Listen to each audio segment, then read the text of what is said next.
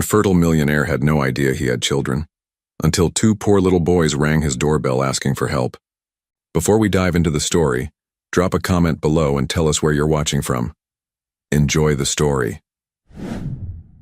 The December wind howled through Manhattan's steel canyons as Ethan Blackwood stood by the floor-to-ceiling windows of his penthouse, watching the violent storm unleash its fury on the city.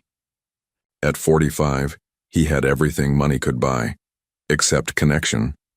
The diagnosis from his childhood still echoed in his mind. Infertile. A cruel sentence that had shaped his life choices, his failed marriage, and ultimately, his isolation. Lightning illuminated the skyline as rain pounded against glass. Ethan sipped his single malt scotch, savoring the burn while reviewing acquisition projections on his tablet. Another late night alone, just how he preferred it. His minimalist penthouse, situated 60 floors above the chaos of New York, served as both sanctuary and prison. The doorbell's unexpected chime pierced the silence, startling him. No one visited unannounced. Ever. His security system showed two small figures huddled at his door, drenched from the downpour. Children? At this hour? Curiosity overrode caution as Ethan approached the door. Security breach on level 60, he muttered, opening the door to find two identical boys staring up at him. About 8 years old, soaked to the bone, their clothes, worn but clean. But it was their eyes that froze Ethan in place, startlingly blue, the exact unusual shade as his own. "Are you Mr. Blackwood?" one boy asked, his voice steady despite his shivering frame. "Yes," Ethan replied cautiously. "Who are you? How did you get past building security?" The second boy stepped forward. "I'm Tyler, and this is Ryan," he said, gesturing to his twin. "We told the doorman it was an emergency." A flash of lightning illuminated their faces, identical down to the arrangement of freckles across their noses. "Our mom needs help," Ryan continued, his small hands clutching a plastic bag. "She's really sick." "Your mother sent you here? In this storm?" Ethan's brow furrowed. "Who is she?" Tyler shook his head. "She doesn't know we came, but we found this." Ryan carefully removed a photograph from the plastic bag, protected from the rain. With trembling fingers, he handed it to Ethan. The moment Ethan saw the image, his world tilted on its axis. A much younger version of himself, barely recognizable at 23, stood smiling awkwardly outside a fertility clinic where he'd donated sperm as a broke medical student, before discovering his own diagnosis had been incorrect. But after, he'd donated multiple samples. "Mom kept this," Tyler said quietly. "She told us our father was a medical student who helped people have babies when they couldn't. She said he had our eyes." Ethan's heart hammered against his ribs. It couldn't be possible.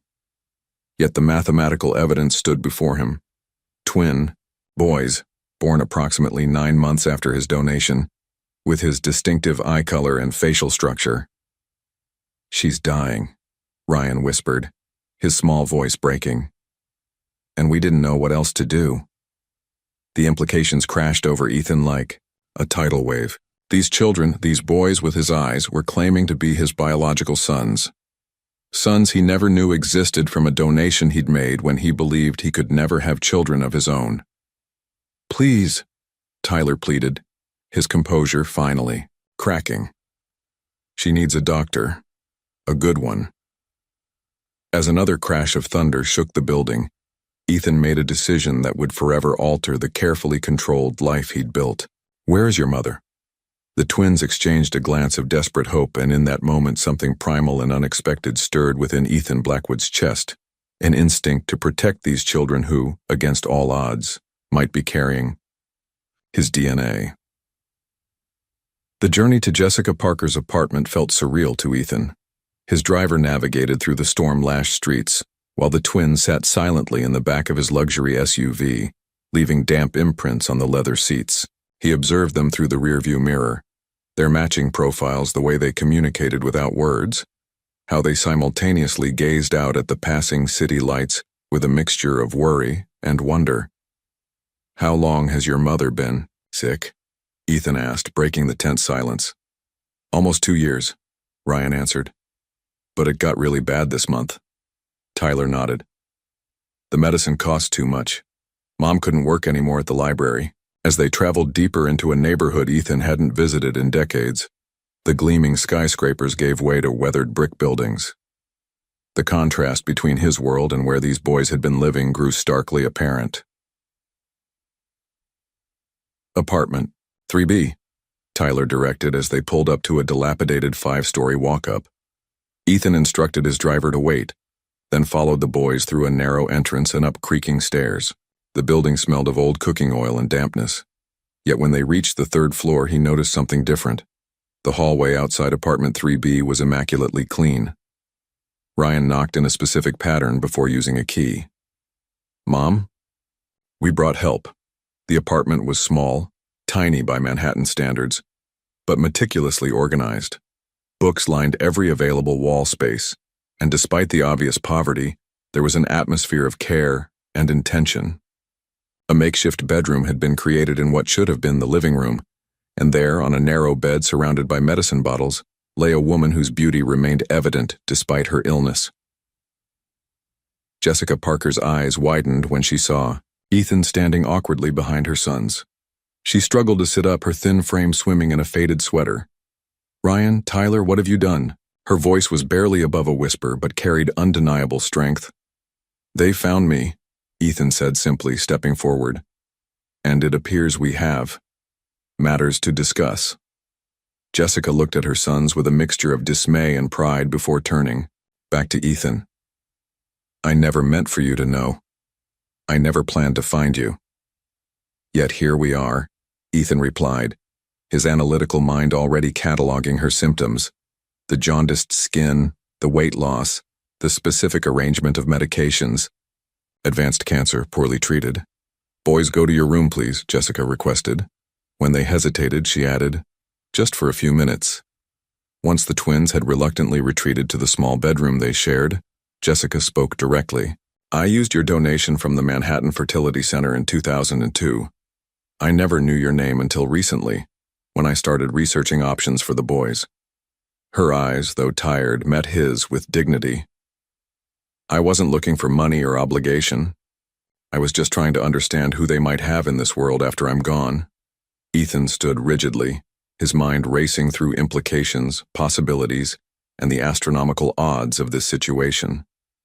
You're in advanced stage liver cancer, he stated rather than asked. Jessica nodded. With metastasis to the lungs. You need proper medical care immediately. What I need is to ensure my sons will be safe when I'm gone, she countered. I've been trying to arrange foster placement that would keep them together, but I'm calling my medical team, Ethan interrupted, already pulling out his phone. We're transferring you to Mount Sinai immediately. Jessica started to protest, but a coughing fit overtook her. When it subsided, she looked at him with a mixture of resignation and relief. The boys will come with us for now, Ethan said decisively, though his internal voice screamed at the recklessness of this commitment. What did he know about caring for children? Yet something primitive and unexpected had awakened in him, a fierce protectiveness toward these boys who shared his rare eye color and, potentially, much more. Within 30 minutes, Ethan's influence had arranged an ambulance and direct admission to one of New York's premier hospitals. As medical personnel carefully transferred Jessica to a stretcher, the twins watched with the stoic expressions of children who had grown accustomed to crisis. You'll come too? Ryan asked Ethan, his small hand unconsciously reaching toward the man he'd just met. Ethan hesitated for only a moment before nodding. Yes, I'll be there. As they descended the stairs, Jessica weakly grasped Ethan's sleeve. They're good boys, she whispered. The best of me. And perhaps the best of you too. Though you never knew. Ethan felt torn between the urge to flee this unexpected responsibility and an inexplicable pull toward these children. His carefully structured life was unraveling by the minute, yet he couldn't bring himself to walk away. Not when those familiar, blue eyes looked to him with such desperate hope. The ambulance doors closed on Jessica while the twins stood shivering on the sidewalk, suddenly looking much younger than their 8 years. Ethan placed a hesitant hand on each of their shoulders. "You'll come to my home tonight," he said, the words surprising even himself. "While the doctors help your mother." As his driver opened the car door, Ethan glanced back at the crumbling apartment building, then at the two small boys now in his care. In the space of 2 hours, everything he thought he knew about his life, his future, and his past had been irrevocably altered. Ethan's penthouse had never felt so chaotic. For a man whose life operated with precision timing and minimalist order, the presence of two energetic 8-year-olds was like introducing hurricanes to a laboratory. "Mr. Blackwood, do you really have a robot vacuum?" Ryan asked, chasing after the sleek device that had emerged from its charging station, startled by unfamiliar movement patterns. "It's autonomous," Ethan replied absently, speaking into his phone, while simultaneously trying to process the hospital's update on Jessica's condition. "And please don't touch the—" A crash from the kitchen interrupted him. Tyler had been exploring the refrigerator and knocked over Ethan's carefully arranged collection of protein shakes. Mrs. Chen, Ethan's housekeeper of 10 years, stood frozen, in disbelief, watching twin boys transform her immaculate domain into disarray within minutes of arrival. "Sir, perhaps the children would like some actual food," she suggested, eyeing the spilled protein drinks with dismay. Children typically require more substantial nutrition than performance supplements. Ethan blinked, realizing he had no idea. What 8-year-olds ate? "Yes, arrange that and prepare the east guest room." "Both in one room, sir?" Mrs. Chen asked quietly. "They're twins. They share already," Ethan replied, though uncertainty flickered in his eyes. Later that evening, after a hastily arranged dinner of chicken nuggets and macaroni, delivered from a restaurant since Ethan's kitchen contained nothing remotely child-friendly, Ethan showed the boys to their temporary quarters. "You'll stay here while your mother receives treatment," he explained stiffly, demonstrating the electronic controls for the blinds and temperature. "Mrs. Chen will be available if you need anything." The boys stood silently, taking in the vast, sterile guest room with its king-sized bed and minimalist decor. Their small backpacks, hurriedly packed before leaving their apartment, looked pitifully inadequate against the luxurious backdrop. "Can we visit Mom tomorrow?" Tyler asked, his voice small but determined. "Yes," Ethan nodded, relieved to have a concrete answer to at least one question. "I've arranged visiting hours." Ryan approached the floor-to-ceiling windows, pressing his face against the glass to view the glittering city 60 floors below. "We can see everything from here." "Don't touch the glass," Ethan said automatically, then softened at Ryan's immediate recoil. It's just difficult to clean the fingerprints." An awkward silence fell. These children, possibly his biological sons, were now temporarily in his care, yet Ethan had no idea how to connect with them. His entire adult life had been structured around the belief he would never have children, a fact that had contributed to the dissolution of his marriage years ago. "We won't break anything," Tyler promised solemnly. "And we can sleep on the floor, if you want. We don't need the big bed." Something in Ethan's chest tightened at those words. "The bed is for you," he said more gently. "Get some rest. Tomorrow we'll figure things out tomorrow." As he turned to leave, he noticed neither boy unpacked their backpacks, leaving them neatly zipped beside the door, ready for a quick departure. The implication was clear. They didn't expect to stay. In the hallway, Ethan leaned against the wall, overwhelmed by the sudden responsibility thrust upon him. His phone buzzed with hospital updates, board members' concerns, and his assistant's increasingly urgent questions about his schedule disruptions. Meanwhile, through the slightly ajar door, he could hear the twins whispering, "Do you think Mom will be okay in that hospital?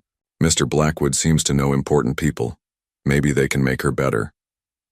Do you think he's really our dad? He has our eyes. Mom always said our eyes came from our father." Ethan walked quietly back to his office, the weight of those innocent speculations heavy on his shoulders.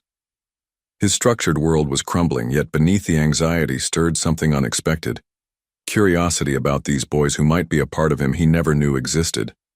"I said breakfast is at 7, Ethan stated, finding the twins already raiding his kitchen at 5:15 a.m.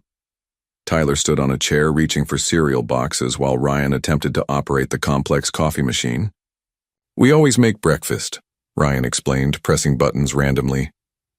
Mom needed to rest in the mornings. Ethan quickly moved to rescue his $5,000 espresso system. "This isn't—" He stopped himself, noticing their defensive postures. These weren't employees missing a deadline or board members challenging his authority. These were children who had been caring for their sick mother. "Your mother is receiving excellent care," Ethan said, softening his tone. "The doctors are optimistic about stabilizing her condition." This wasn't entirely true. Jessica's prognosis remained grave, but the boys' faces brightened with hope. Now, regarding breakfast, Ethan continued, awkwardly shifting to a more practical topic. "What do you normally eat?" "Cereal mostly," Tyler answered. "Sometimes toast with peanut butter. Occasionally eggs when Mom felt good enough to cook," Ryan added. Ethan nodded, making mental notes. His usual breakfast consisted of a protein shake consumed while reviewing market openings. Children clearly required different protocols. "Mrs. Chen will arrive at 6. She'll prepare proper breakfast," he decided. "Until then, perhaps you could watch television?" The suggestion felt foreign in his mouth. Television before work hours seemed wildly indulgent. "We don't want to disturb anything," Tyler said, carefully climbing down from the chair. "We can wait." Their caution struck Ethan again. These children, who should be carefree and demanding, instead moved through his space with the wariness of unwelcome guests. After Mrs. Chen arrived and prepared a breakfast that Ethan barely recognized, pancakes, shaped like animals, a concept he found puzzling but the boys found delightful. They visited Jessica at the hospital. The contrast between his penthouse and the sterile hospital room felt less jarring than the contrast between his awkward formality and the easy affection Jessica showed her sons. "The doctors say you've arranged for specialists," Jessica said, quietly when the boys were distracted by a nurse showing them the hospital's interactive patient system. "Yes. Dr. Mirandez is excellent in these cases," Ethan replied, maintaining professional distance despite the intimate circumstances. Jessica studied him. "They look like you." Ethan shifted uncomfortably. "The genetic testing will confirm." "I don't need testing to know," Jessica interrupted gently. "But I understand you require certainty." When he returned to the penthouse with the twins that evening, Ethan attempted to establish a schedule. "Bedtime is 8:30, breakfast at 7. My assistant Marion will arrange appropriate educational materials until we determine a more permanent schooling solution." The twins exchanged glances, that silent communication that fascinated and unnerved him. "We usually go to bed at 9, Ryan ventured. "And we do our lessons from the homeschool program Mom set up," Tyler added. Ethan frowned. "You're not currently enrolled in school?" "Mom homeschooled us this year because of her treatments," Ryan explained. "We're ahead in math and science, but behind in history." Later that night, reviewing Jessica's deteriorating test results, Ethan faced the uncomfortable reality that this temporary arrangement might become permanent. When he suggested the possibility of boarding school during a conference call with his lawyers, the words felt hollow. That night, checking on the twins before retiring, he found them asleep, but noticed their backpacks remained packed by the door, a silent reminder that in their minds this arrangement remained temporary. As Ethan quietly closed their door, he realized his corporate strategies for managing people were utterly ineffective with children who had already endured more emotional upheaval than most adults. The challenge facing him wasn't a business problem to solve, but a human connection to build, something that had never been in his 5-year strategic plan. The thunderstorm struck Manhattan with biblical fury. Rain lashed against the penthouse windows while lightning transformed the cityscape into stark flashes of silver and shadow. Ethan sat in his home office, reviewing Jessica's latest medical reports. The prognosis wasn't improving. Aggressive. Treatments might buy time, but the specialists were no longer discussing recovery. A particularly violent thunderclap shook the building, and seconds later, the penthouse plunged into darkness. "Backup generators should engage momentarily," Ethan muttered, reaching for his phone to illuminate the suddenly dark office. When the emergency lights failed to activate, he frowned. Even his redundancy systems had failed, unprecedented in this building. A small sound from the hallway caught his attention. Moving carefully through the darkness, Ethan followed the noise to the twins' room. The door stood ajar, and his phone's light revealed an empty bed. "Ryan? Tyler?" he called, momentary panic rising in his chest. A whimper from the corner answered him. His light found them huddled in the narrow space between the bed and wall, blanket pulled over their heads, trembling with each thunderclap. "The power system has temporarily failed," Ethan explained, approaching cautiously. "There's no need for concern." "We don't like storms." Ryan's voice was barely audible beneath the blanket. Tyler added, "The thunder sounds like everything's breaking." Ethan stood awkwardly, uncertain how to proceed. Children's fears weren't covered in his expertise. He'd built technological empires, navigated trillion-dollar markets, but comforting frightened children was entirely outside his competency. Another flash of lightning illuminated the room, followed by a deafening crash that made even Ethan flinch. Both boys gave little cries of terror. Something primitive and protective stirred within him. Slowly, he sat down on the floor beside them. "When I was young," he heard himself saying, "perhaps your age, I was also afraid of thunderstorms." Seer. Blanket shifted slightly, revealing two pairs of identical blue eyes, his eyes peering out skeptically. "You were scared of storms?"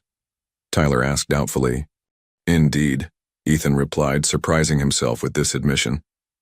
"I lived in a house with a tin roof. The sound was overwhelming." "How did you stop being scared?" Ryan's question hung in the darkness. Ethan considered a moment.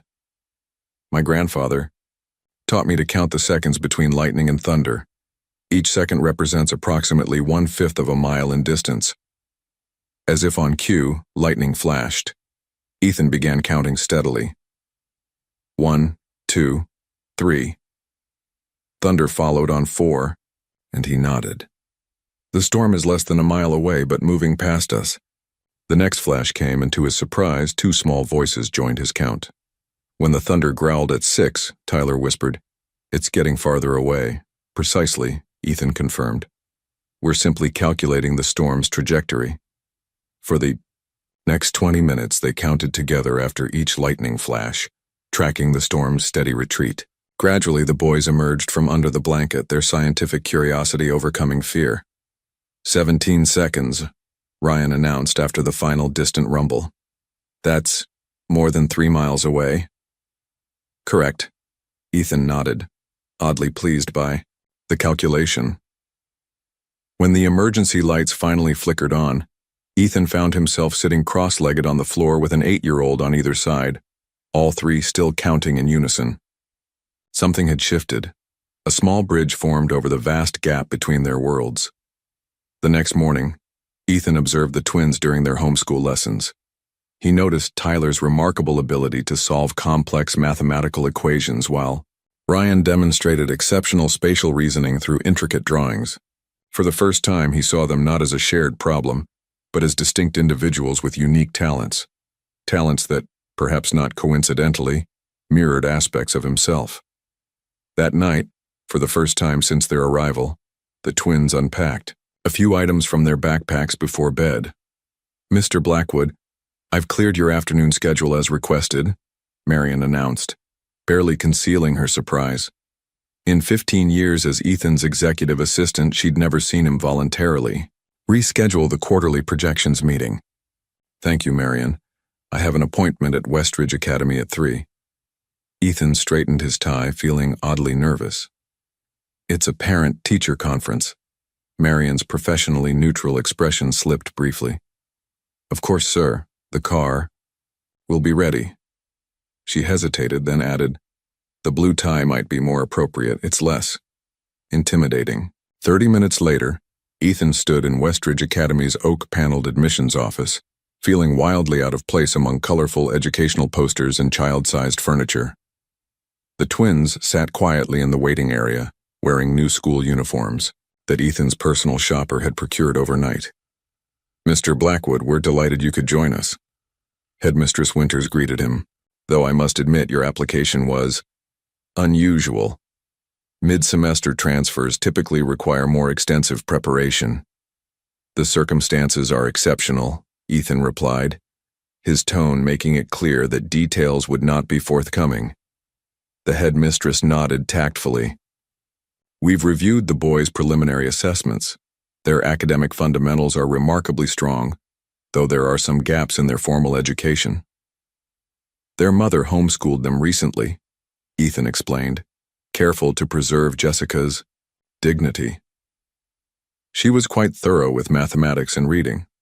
Indeed, Tyler's aptitude for numerical reasoning is exceptional, possibly gifted level, and Ryan's spatial visual abilities are equally impressive. His drawings show remarkable perspective for a child his age.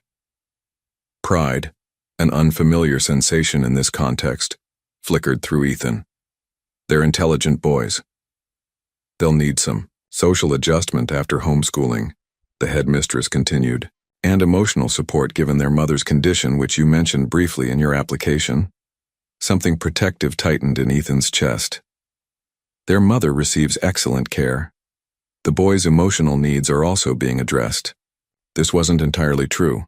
Ethan had no strategy for addressing their emotional needs, but he was suddenly unwilling to admit any inadequacy in his guardianship. Later that evening, Ethan stood in the doorway of his former meditation room, now transformed into a workspace for the twins. The minimalist Zen decor had been replaced with 2 desks, art supplies for Ryan, and engineering kits for Tyler. Mrs. Chen had added child-appropriate touches, colorful lamps, comfortable chairs, and a bookshelf filled with titles Marion had researched as essential children's literature. "This is for us?" Ryan asked, eyes wide at the array of quality art materials. "You mentioned enjoying drawing," Ethan replied awkwardly. "The supplies should be adequate." Tyler approached the engineering desk cautiously. "Is this a real microscope?" "Digital.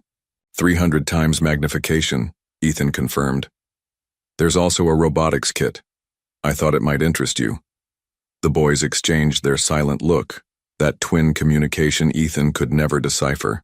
"Thank you," they said in unison, still clearly overwhelmed.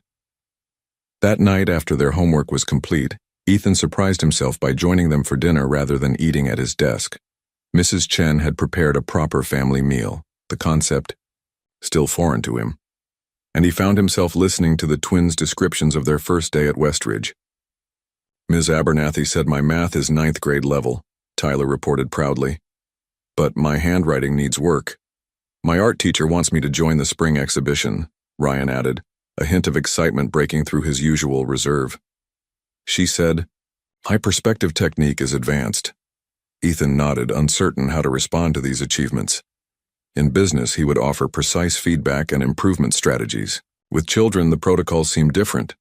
"That's excellent work," he managed, watching their expressions carefully. Their small smiles in response suggested his answer, though awkward, had been acceptable. Later, as Ethan reviewed hospital invoices for Jessica's treatment, he realized the twins had begun referring to the penthouse as home, rather than the glass castle, their initial wide-eyed description. A small shift, but significant. In his calendar, the quarterly projections meeting now appeared less critical than the reminder. 9th birthday, cake, presents, Marion to research appropriate options. "Mr. Blackwood, I've cleared your afternoon.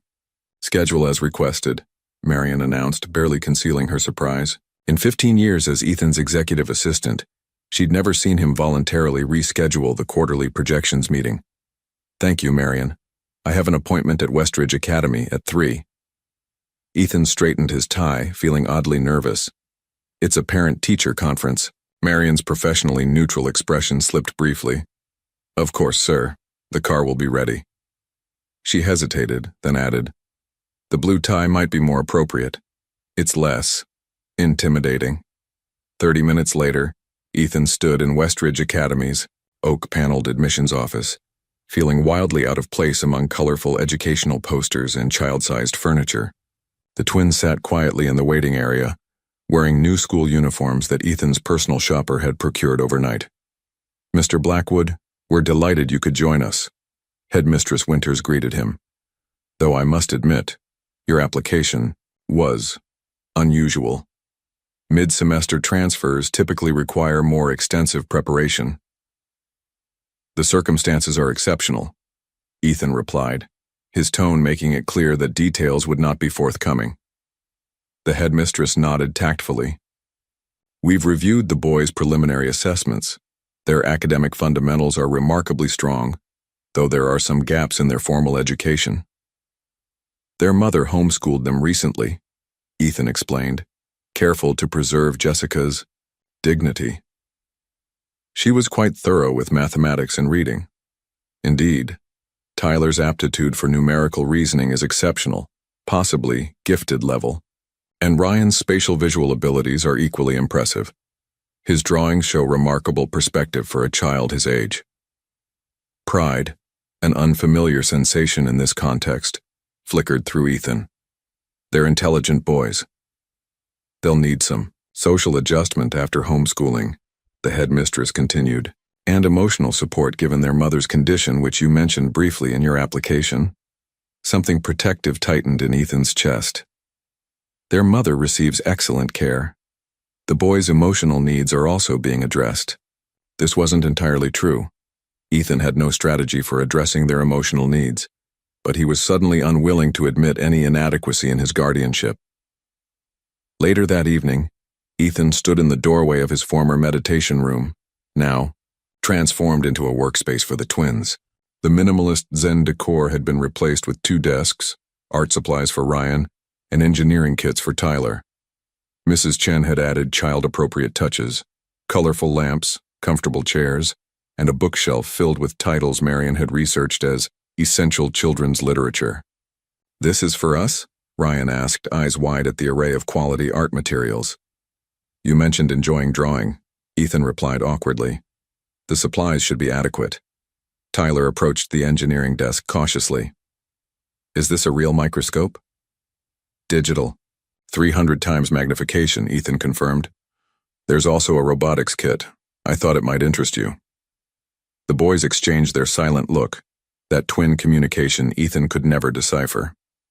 "Thank you," they said in unison, still clearly overwhelmed. That night, after their homework was complete, Ethan surprised himself by joining them for dinner rather than eating at his desk. Mrs. Chen had prepared a proper family meal, the concept still foreign to him, and he found himself listening to the twins' descriptions of their first day at Westridge.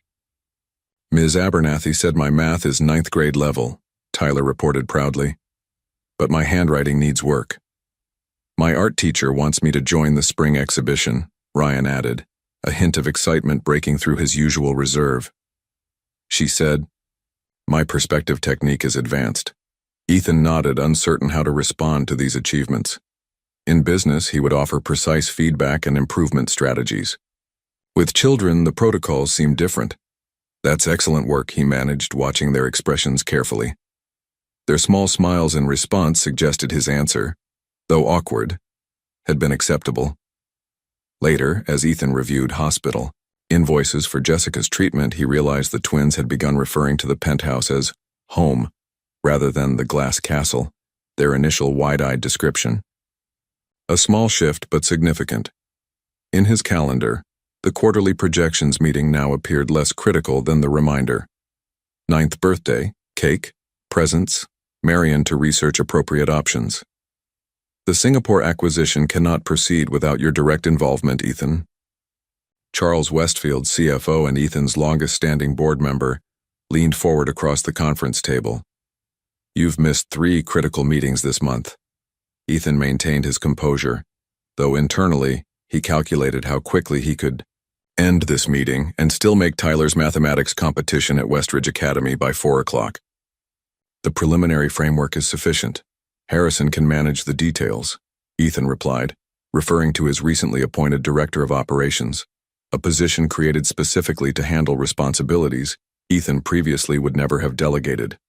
Murmurs circulated among the board members. Judith Parsons, sharp-eyed and sharper-tongued, spoke next. There are concerns, Ethan. You've been distracted, unavailable. The market has noticed. Black Tech's stock is up 17% this quarter, Ethan countered smoothly. Despite your recent absence, not because of it, Charles retorted. And there are rumors. Ethan's phone vibrated. Marion's message read, Tyler's competition starts in 45 minutes. Driver ready. My schedule requires I conclude this meeting, Ethan stated, standing abruptly. Harrison has complete authority to finalize the Singapore parameters within the established guidelines. As he gathered his documents, Judith cleared her throat. Ethan, there's talk about children living in your residence. If your personal situation is affecting company operations, my personal life remains private. Ethan cut her off with a coldness that had once been his standard operating mode.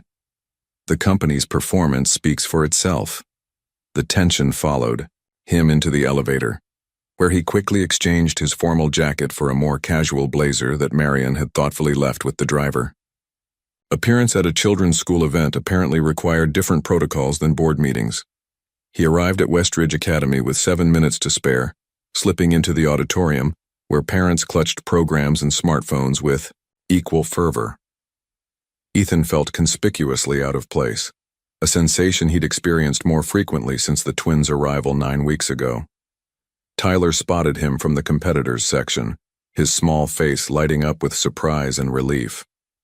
Ethan nodded in acknowledgement, something warm and unfamiliar spreading in his chest at the boy's reaction to his presence. The competition proceeded with surprising intensity for an elementary school event. Tyler advanced through each round, his mathematical prowess evident even to the other parents, who whispered among themselves while glancing in Ethan's direction. That's Ethan Blackwood's son, he overheard. I didn't know he had children. Apparently very recent. My husband works at Black Tech, says Blackwood's been restructuring his entire schedule around these mystery kids. Adopted? They look just like him, though. Ethan ignored the speculation, focusing instead on Tyler's confident handling of complex equations. When the final scores were tallied and Tyler placed second, Ethan felt an irrational surge of pride that had nothing to do with winning. As they walked toward the car, Tyler clutching his silver medal, the boy asked hesitantly, Are you disappointed I didn't get first place? The question stopped Ethan mid-stride. Why would you think that? Tyler shrugged, studying his shoes. You're always the best at everything. Your company is always first. Ethan considered his response carefully. In business, second place rarely has value, he admitted. But this, your achievement, is extraordinary. You competed against students 2 grades above you. Tyler's smile was tentative but genuine. When they returned to the penthouse, Ryan was waiting with Mrs. Chen. His disappointment was palpable. Did you see my art exhibition? It started at 3. The realization hit Ethan like a physical blow. 2 events, 2 boys, 2 places he couldn't be simultaneously. The simplest of parental dilemmas, yet he'd failed to anticipate it.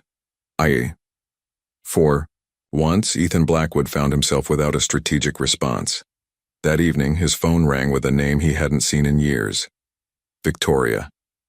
His ex-wife's timing had always been impeccable and problematic.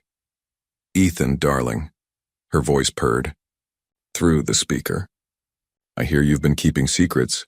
Twin boys, how absolutely fascinating. Victoria's sudden reappearance in his life triggered old defense mechanisms. Ethan retreated to familiar territory. Work. The Singapore acquisition demanded attention. The board required reassurance. Market analysts needed statements.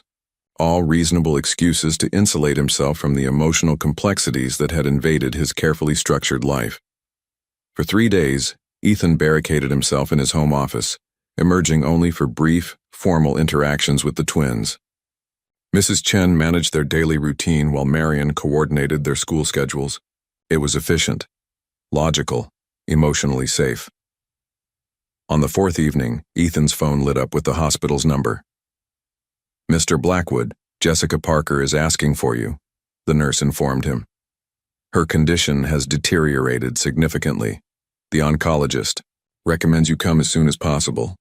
The hospital corridor felt endless as Ethan approached Jessica's room. The twins had visited her that afternoon with Mrs. Chen, a routine he'd established, then gradually stopped participating in personally. Jessica lay propped against pillows, her once vibrant presence diminished to fragile translucence. Yet her eyes, so similar to her son's, remained sharp and perceptive. "You're avoiding them," she stated without preamble, her voice barely above a whisper. Ethan shifted uncomfortably, unused to such direct emotional confrontation. "I've had pressing business matters. They think they've done something wrong." Jessica's words cut through his defenses. After Ryan's art exhibition, Tyler told him it was his fault you missed it, that if he hadn't asked you to his math competition, you might have gone to Ryan's instead. Shame, an emotion Ethan rarely experienced, washed over him. "I wasn't aware of the scheduling conflict until it was too late. That's not why I asked you here." Jessica's breathing was labored between sentences. "The treatment isn't working as we'd hoped. I need to know what happens to my boys when I'm gone." The stark reality of her deterioration struck Ethan anew. Despite the best medical care money could buy, Jessica was dying, and the twins, possibly his biological sons, would be orphaned. "The DNA results," he began. "Don't insult both of us," Jessica interrupted with surprising strength. "Look at them, Ethan, they're yours, but biology isn't what matters now. What matters is whether you're willing to be their father, not just their financial provider." Her words exposed the truth he'd been avoiding.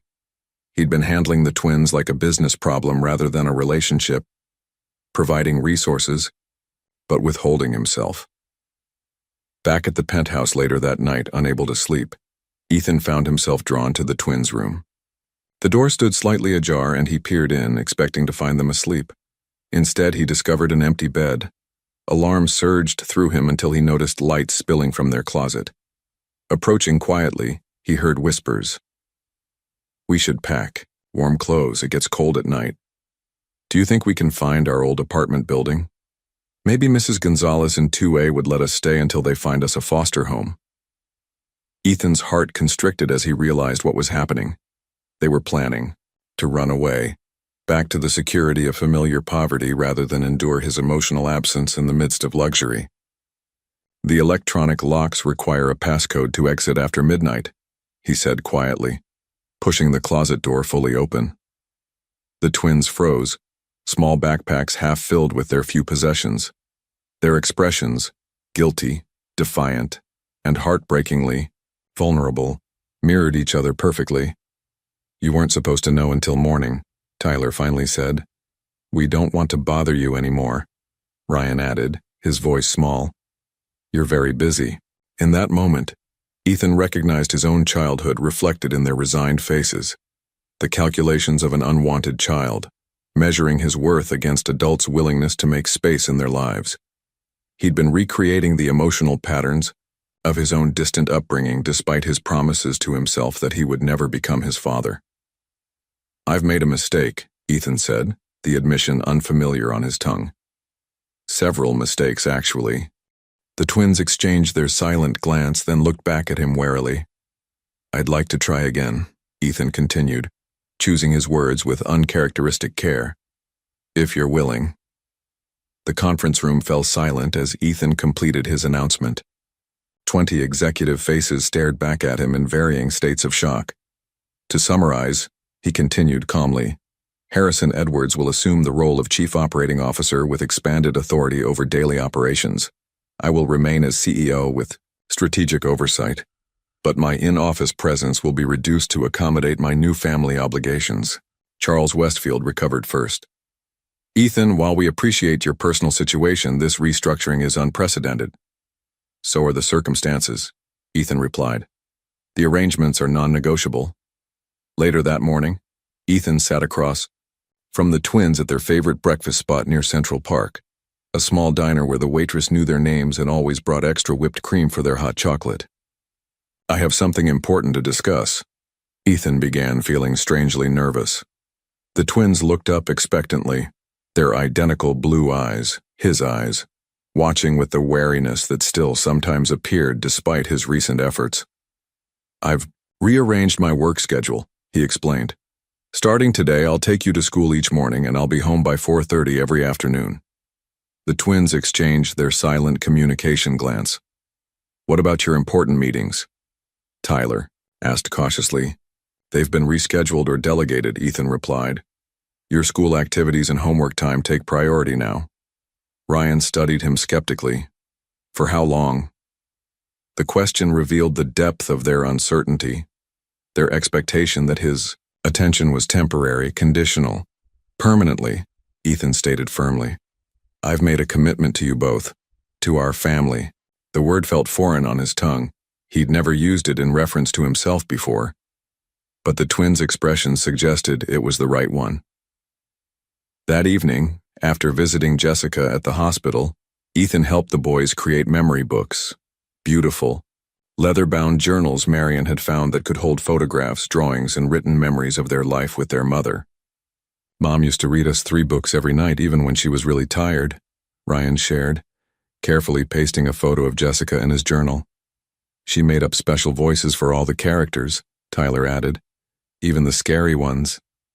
Ethan listened, asking questions, learning about the woman who had raised his sons with such care despite her limited resources. He'd been so caught up in the biological confirmation, the DNA tests that had indeed verified his paternity, that he'd nearly missed the more important truth. Jessica had given these boys a foundation of love that all his wealth couldn't have provided. Over the following weeks, Ethan created structure without rigidity. Breakfast together became sacred time. School drop-offs included a specific goodbye ritual they'd developed together. Afternoons balanced homework with activities that nurtured their individual interests. The penthouse gradually transformed from a minimalist showplace to a functioning home. On a Saturday morning, 6 months after the twins' arrival, Ethan noticed something significant. Their backpacks, once perpetually packed for quick departure, had been completely emptied. Their clothes hung properly in closets. Books and toys occupied shelves. Small personal items, rocks Ryan found interesting, origami creatures Tyler created from mathematical papers, dotted formerly pristine surfaces. They had moved in, truly and completely. That afternoon, as Ethan helped Tyler with an advanced robotics program while Ryan sketched contentedly nearby, his phone buzzed with a text from Victoria. We need to talk about these children you've acquired. My attorney will be in touch. Some concerns have arisen regarding legitimacy and inheritance. Dinner soon to discuss? V. Ethan silenced the phone, turning his attention back to the robot Tyler was programming. The external threat could wait. This moment, this hard-won peace with his sons, took precedence over everything else. For the first time in his adult life, Ethan Blackwood had rearranged his priorities around people rather than profit, and found himself strangely content with the trade. Dad, watch this, Tyler called out, his robot navigating the obstacle course they'd constructed across the living room floor. The small machine beeped triumphantly as it reached the finish line without a single collision. Ethan looked up from his tablet, momentarily startled by the casual use of Dad, a recent development that still caught him off guard but warmed something deep in his chest. Impressive programming, he acknowledged. Your algorithm accounts for variable speeds on different surfaces. Tyler beamed at the technical observation. At 9 years old, he thrived on specific feedback rather than generic praise, a trait Ethan recognized in himself. From the art corner they'd established near the windows, Ryan called, I finished the skyline drawing, want to see? The brothers had developed distinct personalities in the 6 months since arriving at the penthouse. Tyler was methodical, precise, drawn to mathematics and engineering challenges that reflected Ethan's own analytical mind. Ryan possessed an emotional intelligence that sometimes unsettled Ethan with its accuracy, along with artistic talents that transformed how he saw the world. Later that afternoon, they visited Jessica at the hospital. Her condition had stabilized temporarily, allowing for longer, more meaningful visits. The sterile room had been transformed with the boys' artwork, photographs, and small treasures, creating a space that felt almost like home. They beat me at chess yesterday, Ethan told Jessica as the twins explored the hospital's newly installed game room down the hall. Both of them consecutively. Jessica smiled weakly. They've always been strategic thinkers. You should see them negotiate bedtime. An easy rapport had developed between them. Co-parents in an impossible situation, unified by their shared concern for the boy's well-being. Tyler called me Dad this morning, Ethan said quietly. Jessica's eyes softened. How did that feel? Terrifying, Ethan admitted. And right somehow. They trust you now, Jessica observed. That's a precious gift. Don't squander it. The following Wednesday, Ethan received an urgent call from Headmistress Winters at Westridge Academy. He arrived to find Tyler sitting outside, the administrative office arms crossed defensively, a darkening bruise beneath his right eye. There was an altercation during recess, the headmistress explained. Apparently, Jacob Miller suggested that Tyler and Ryan were, she lowered her voice, charity cases taken in for publicity purposes. Cold anger surged through Ethan. And the other child's punishment? Jacob is being disciplined appropriately, she assured him. But Tyler's reaction was concerningly physical. In the car, Tyler maintained rigid silence, staring out the window. Physical confrontation is rarely the optimal strategy, Ethan finally said, falling back on logical analysis where emotional comfort failed him. He said you were going to send us away once you got bored, Tyler burst out. That you only took us in because it made you look good in the newspapers. Ethan pulled the car over, turning to face his son fully. Tyler, look at me. The boy reluctantly met his gaze, blue eyes, so like Ethan's own, swimming with unshed tears. You and Ryan are not a publicity stunt or a charitable project, Ethan stated firmly. You are my sons. Genetically, legally, and, he hesitated, emotional language still unfamiliar territory, in every way that matters. But what if you change your mind? Tyler's voice cracked. People do that. The question revealed the core fear that still haunted both boys despite months of stability, the fear that their place in Ethan's life remained conditional, temporary. I have established a legally binding guardianship, Ethan explained, falling back on concrete facts. More importantly, I have restructured my entire life around you and Ryan. I have not, and will not, change my mind. Tyler's posture relaxed, slightly. Ryan says you're different now than when we first came. He says you smile more. This observation, so simple yet profound, caught Ethan off guard. The transformation had been so gradual he'd barely noticed it himself. That evening, after both boys were asleep, Ethan received another text from Victoria. My attorney Daniel Harrington will contact you tomorrow. These children deserve proper vetting before any inheritance implications are established. For your own protection, of course. The implied threat was clear, but for the first time in their long history, Victoria's manipulations seemed trivial compared to the trust reflected in Tyler's words. Dad, watch this. Chapter 11. The threat emerges. Ethan, darling, you look positively domestic, Victoria drawled, her Louboutins clicking precisely against the marble as she strode uninvited into his penthouse. Behind her followed a silver-haired man carrying a leather portfolio, his expression professionally neutral. Victoria. This is unexpected, Ethan replied coolly, glancing at his watch. The twins would be home from their robotics club in 30 minutes, a deliberately scheduled intersection he wanted to avoid. This is Daniel Harrington, Victoria continued as if he hadn't spoken, one of New York's premier inheritance attorneys. He's concerned about your recent acquisitions. Daniel stepped forward, extending his hand. Mr. Blackwood, I specialize in protecting family assets from fraudulent claims. Ethan ignored the offered handshake. My sons are not acquisitions, and there is nothing fraudulent about their situation.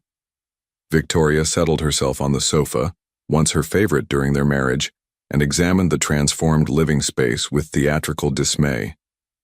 Children's books on Carrara marble. How? Times change. What do you want, Victoria? Ethan asked directly, remaining standing. Only to protect you, she replied with practiced concern. These children appeared quite suddenly, with a convenient story about fertility clinic donations. Have you considered the possibility that that this dying woman targeted you specifically? Your net worth would make you an attractive mark. The DNA tests confirmed paternity weeks ago, Ethan stated flatly. Daniel cleared his throat. With respect, Mr. Blackwood, DNA tests can be manipulated. We would recommend independent verification through our specialists. Completely confidential, of course, Victoria added smoothly. We wouldn't want the press speculating about your sudden foray into fatherhood. Something in her tone triggered Ethan's instincts. You've been investigating Jessica. Victoria's slight smile confirmed his suspicion. Simply preliminary due diligence. Her employment history at the library checks out, though her financial situation was more complex than one might expect. Several large withdrawals before her diagnosis. Interesting timing. The insinuation hung in the air, calculated to plant seeds of doubt. Before Ethan could respond, the elevator chimed, announcing an arrival. Mrs. Chen appeared, her normally impassive face showing unusual concern. Mr. Blackwood, the hospital called. Ms. Parker has taken a turn. The boys are already on their way there with Marion. Ethan moved immediately toward the door, all thoughts of Victoria forgotten. We'll continue this discussion later, Daniel called after him. This situation has significant implications for your estate planning. At the hospital, Ethan found the twins in the family waiting area, their faces pale with fear. Marion sat between them, her usual professional demeanor softened by genuine concern. The doctors are with her now, Marion explained quietly. Her oxygen levels dropped suddenly. Ryan looked up at Ethan, his artistic sensitivity making him particularly vulnerable to emotional currents. Is Mom going to die today? The direct question struck Ethan like a physical blow. His old self would have retreated into clinical facts or vague reassurances. Instead, he knelt before his sons. I don't know, he answered honestly. The doctors are doing everything possible. Tyler's expression hardened with the stoicism that was his emotional armor. We should be with her. Yes, Ethan agreed, as soon as the doctors say it's all right. 3 hours later, Jessica had been stabilized, but the crisis had accelerated. Her decline. As the twins finally fell asleep in chairs beside her bed, Ethan stepped into the hallway to speak with her oncologist. Weeks, not months, the doctor confirmed quietly. Her systems are failing progressively. Ethan nodded, processing the timeline. As he turned back toward Jessica's room, his phone buzzed with a message from Marion. Victoria accessed the fertility clinic records. Harrington filing preliminary motion regarding guardianship evaluation, citing concerns about hasty arrangements and your work schedule. Meeting with our legal team tomorrow, 8 a.m. The threat was no longer theoretical. Victoria, whether motivated by jealousy, financial calculation, or simple malice, was creating a legal challenge that would add immeasurable stress to an already impossible situation. Inside the hospital room, Jessica's eyes opened as he entered. Despite her weakness, her perception remained sharp. Something's wrong, she whispered. Ethan hesitated, unwilling to burden her with Victoria's manipulations. But Jessica deserved the truth about her son's future. There may be some legal complications regarding the guardianship, he admitted, keeping his voice low to avoid waking the twins. Jessica's frail hand reached for his. Fight for them, Ethan. Not just with your money, with everything you are. The hospice facility overlooked Central Park, its tasteful interior designed to mask its ultimate purpose. Jessica's room featured large windows where autumn leaves painted the view in golds and crimsons, her favorite colors, as the twins had informed the staff. Ethan sat beside her bed reviewing legal documents while Jessica dozed. The twins were at school. Maintaining routine had become essential as their mother's condition deteriorated. You should be at the courthouse, Jessica murmured, her eyes still closed. My lawyers are handling the preliminary hearing, Ethan replied. Setting aside the papers, Jessica's eyes opened, their blue, so like her son's, now shadowed with pain medication. Victoria sounds determined. She is. Ethan didn't sugarcoat the situation. Their relationship had evolved beyond platitudes. She's claiming my work history makes me an unsuitable guardian, that the boys would be better served in a stable, traditional environment while maintaining financial support from me. She wants control of their inheritance, Jessica translated. Yes. The simplicity of Victoria's motivation made it no less dangerous.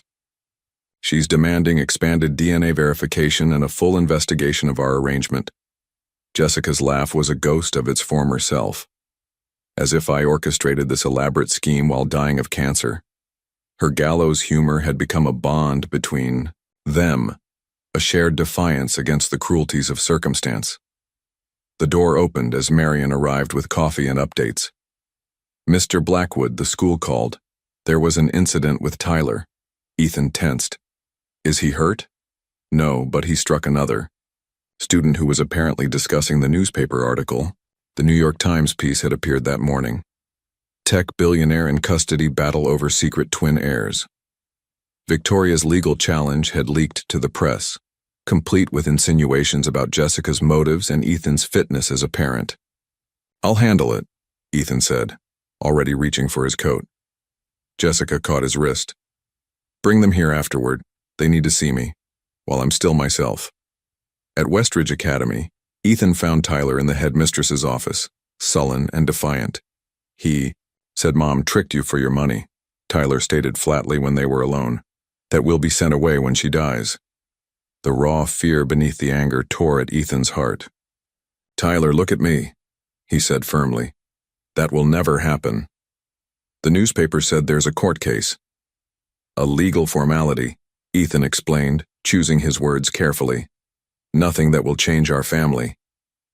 Tyler studied him, searching for deception. Ryan's not eating lunch anymore. He thinks we should save food in case we have to run away. The revelation struck Ethan like a physical blow. Despite all his efforts, their security remained fragile. Fear of abandonment lurking just beneath the surface. That evening, after visiting Jessica, Ethan found Ryan in his room scrutinizing the New York Times article that one of the hospice nurses had carelessly left visible. It says your ex-wife thinks you're not good at being a dad, Ryan said without preamble. Ethan sat beside him on the bed. Victoria doesn't know me anymore. Or you. Will a judge take us away from you? No, Ethan stated with a certainty he wasn't entirely sure he could guarantee. Our family stays together. But what if… Ryan, Ethan interrupted gently. Do you remember when you first came here? How your backpack stayed packed by the door for weeks? Ryan nodded. You were afraid to believe this was permanent, Ethan continued. But now your drawings are on the refrigerator, your books fill the shelves, and this morning you argued with Tyler over whose turn it was to feed the fish in our aquarium. This is our home, Ryan acknowledged quietly. Yes. And nothing, no legal challenge, no newspaper article, changes that fact. Later that night, Ethan found the twins huddled together in Tyler's bed, whispering intensely. They froze when they spotted him in the doorway. We're not running away, Tyler said quickly. We were just making a plan, just in case. The persistent fear behind those words crystallized something in Ethan. Tomorrow he would face Victoria and her lawyer in court, but tonight he needed to give his sons something stronger than legal reassurances. Move over, he said, surprising them all by sitting on the edge of the bed. Let me tell you about the first day you arrived on my doorstep and how you changed everything. Jessica Parker died peacefully on a Thursday morning, her sons and Ethan at her bedside. She'd used her final moments of lucidity to give each boy a private message, then squeezed Ethan's hand and whispered, "They're worth everything." The funeral was small but beautiful, arranged by Ethan with input from the twins. Ryan had insisted on yellow roses, his mother's favorite, while Tyler had selected music from her cherished vinyl collection. At 10 years old, they conducted themselves with a dignity that moved even the hospice staff to tears. As the service concluded, Victoria approached, her black designer dress immaculate, her expression a practiced mask of sympathy. Daniel Harrington flanked her, carrying a manila envelope. Not now, Ethan warned quietly. The court doesn't pause for sentiment, darling, Victoria murmured, extending the envelope. We have a hearing scheduled for Monday. Ryan's artist's eye caught the exchange. Who's that lady? He whispered to Ethan. No one important, Ethan replied, turning away from Victoria to focus on his sons. Monday arrived with grim inevitability. Ethan had prepared the twins as best he could, explaining that they would stay with Marion during the hearing, emphasizing that this legal procedure was merely a formality, just grown-ups talking to a judge about paperwork. He'd simplified, not wanting to burden them with the full stakes of the proceeding.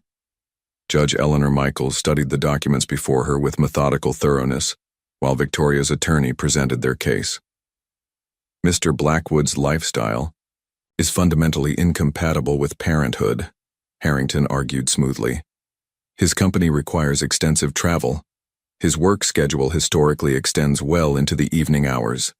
The hasty nature of this guardianship arrangement raises serious concerns about proper vetting and the children's emotional stability. Ethan's attorney countered with evidence of the comprehensive changes implemented over the past 9 months. The COO appointment, the restructured schedule, the boys' academic progress and psychological evaluations showing healthy adjustment, despite their mother's illness. Furthermore, she continued, we have documentation of Ms. Taylor's inquiries into the children's potential inheritance and trust arrangements before initiating these proceedings. Victoria's expression remained impassive, though her manicured nails dug visibly into her palm. Judge Michaels removed her reading glasses. I'd like to speak with the children. Ethan's heart hammered against his ribs. He'd hoped to shield the twins from direct involvement. Ryan and Tyler entered the chambers minutes later, their matching navy suits, purchased for their mother's funeral, lending them a solemn appearance beyond their years. They sat side by side, shoulders touching for mutual support. I understand this has been a very difficult time for you. The judge began gently. I'm sorry about your mother.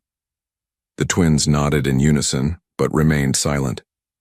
I need to ask you some questions about living with Mr. Blackwood, she continued. There's no right or wrong answer, I just want to know how you feel. Tyler, ever the protector, spoke first. He's our dad. The DNA test proved it, but that's not why he's our dad. Could you explain what you mean? The judge prompted.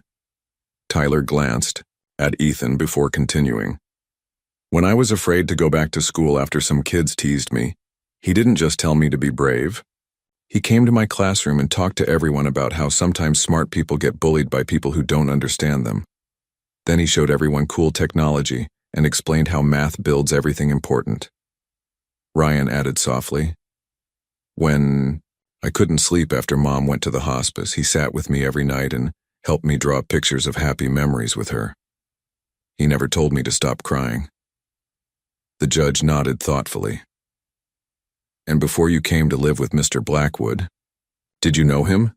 No, Ryan answered, but Mom kept his picture. She said our eyes came from him.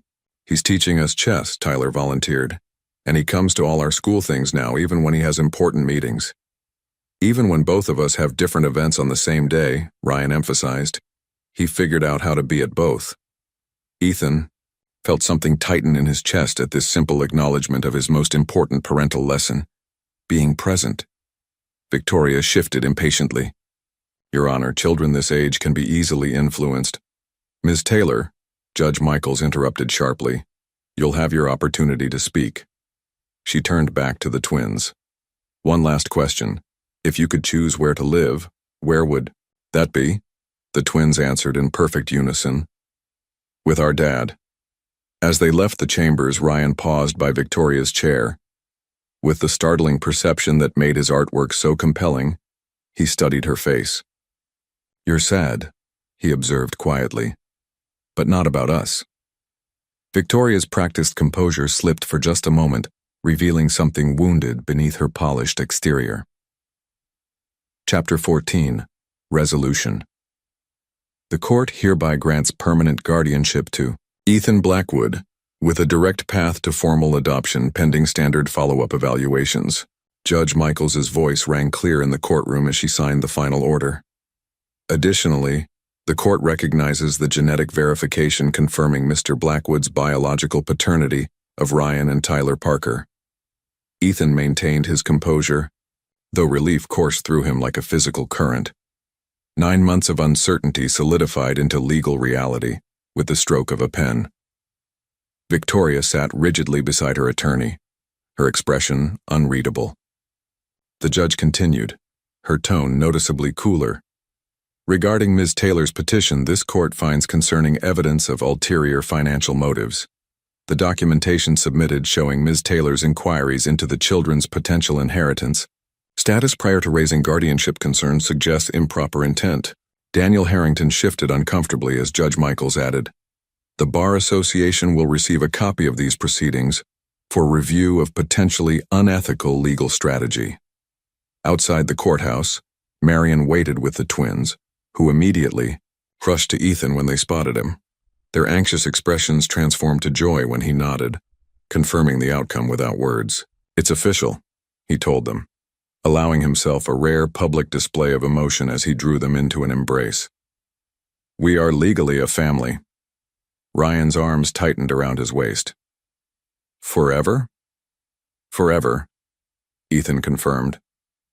That evening, as the three celebrated with a dinner of the twins' choosing, pizza with everything on it, a culinary adventure Ethan would have found inconceivable a year ago, his phone buzzed with a message from Victoria.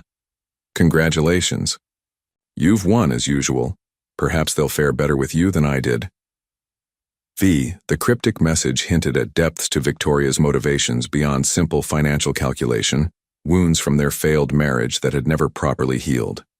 For the first time, Ethan felt something approaching compassion for his ex-wife, though it didn't excuse her actions. 2 weeks later, Ethan convened his executive team for an announcement. Harrison Edwards, now comfortably established as COO, nodded, with approval as Ethan outlined his plans. "The Jessica Parker Foundation will launch next quarter," Ethan explained. "Its mission is to provide comprehensive support to single parents facing terminal illness, ensuring their children maintain stability, education, and appropriate care during and after medical crisis." Marion distributed detailed proposals as Ethan continued. "Initial funding will be $50 million with annual contributions tied to Black Tech's performance. We'll partner with Mount Sinai's Oncology Department and New York City's Social Services to identify families in need." Charles Westfield, once his harshest critic regarding the twins, studied the proposal thoughtfully. "This is unexpectedly comprehensive, Ethan, and the focus on maintaining educational continuity for affected children is particularly strong." "That aspect was developed with significant input from Tyler and Ryan," Ethan acknowledged. "Their experience informed much of the foundation's structure." Later that month, the foundation's inaugural fundraising gala transformed Black Tech's corporate headquarters. The twins, dressed in their first custom suits, Tyler had insisted on navy, Ryan had chosen charcoal gray, stood proudly alongside Ethan as he addressed the gathered philanthropists and business leaders. "1 year ago, my understanding of success was defined exclusively by market position and technological innovation," Ethan began. "Today I measure success differently, through the resilience of 2 extraordinary young men who, despite losing their mother to cancer, continue to approach life with courage and compassion." The twins exchanged their silent glance. That twin communication that Ethan had come to recognize if not fully understand. "I'd like to introduce Ryan and Tyler Blackwood," Ethan continued, using their new legal surname officially for the first time. "The inspiration behind everything we're building here tonight." Tyler stepped forward first, his natural confidence evident as he explained the foundation's educational support systems. Ryan followed, describing the art therapy programs designed to help children process grief, programs he'd helped develop based on his own experience. As the evening concluded, Judith Parsons, once Ethan's most skeptical board member, approached him. "I didn't think you capable of this kind of humanity," she admitted. "Your sons are remarkable young men." "They are," Ethan agreed, watching as the twins charmed potential donors with their intelligence and earnestness. Though I can take little credit for that. Their mother raised them with extraordinary values despite difficult circumstances. But they have your analytical minds, Judith observed. And now, perhaps, your capacity to change the world, just in a different way than you originally imagined. That night, as Ethan tucked the exhausted boys into bed, a ritual he'd initially found awkward but now cherished, Ryan asked sleepily, "Do you think Mom saw us tonight?" The question would once have flummoxed the logical, literal-minded Ethan of a year ago. Now he simply said, "Yes, I believe she did." 3 years passed with the swift inevitability of childhood. What had once been strange, parent-teacher conferences, soccer games, science fair projects, had become the cherished rhythms of Ethan Blackwood's life. At 49, he'd restructured not just his schedule, but his entire conception of success. The penthouse, once a monument to minimalist isolation, had long since been sold. In its place stood a brownstone with a small backyard where prototype robots navigated obstacle courses and artistic installations caught the changing light through the seasons. "Dad, the Newton Academy acceptance letters came." Tyler's voice echoed through the house as Ethan reviewed quarterly reports for the Jessica Parker Foundation, which now supported over 200 families nationwide. At 13, the twins remained identical physically, though their distinct personalities had blossomed. Tyler bounded into the study, waving 2 envelopes triumphantly, his energy every bit as kinetic as it had been at 8, though now contained in a ganglier frame that hinted at the man he would become. "Both of you?" Ethan asked, already knowing the answer. The prestigious Science Academy had been thoroughly impressed during the twins' interviews, particularly by Tyler's advanced robotics project that had won national recognition. Ryan got into their specialized arts program, Tyler confirmed. "We'll be on the same campus but different tracks." Ryan appeared in the doorway, his expression more measured but equally pleased. "The director said my portfolio showed unusual emotional depth for someone my age," he reported with characteristic precision. At 13, he'd already developed a distinctive artistic voice. His work featured in student exhibitions that attracted genuine critical attention. "This calls for celebration," Ethan declared, setting aside his work without hesitation, a shift in priorities that still occasionally surprised his business associates, but had become second nature to him. Later that evening, as they finished dinner at the twins' favorite restaurant, Ethan presented them with small wrapped packages. "What's this for?" Ryan asked. "Our birthday isn't for 2 months." "These are heritage gifts," Ethan explained. "I thought 13 was an appropriate age." The twins unwrapped identical vintage pocket watches, their silver cases engraved with their initials.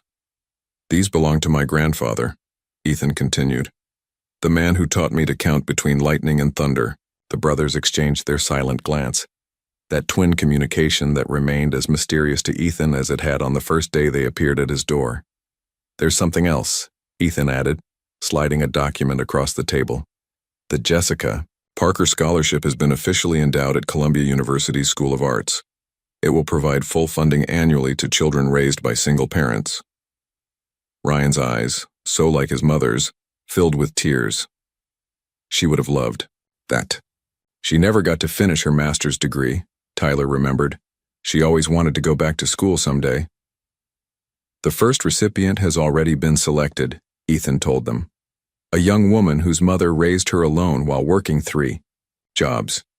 She'll study literature, as your mother would have."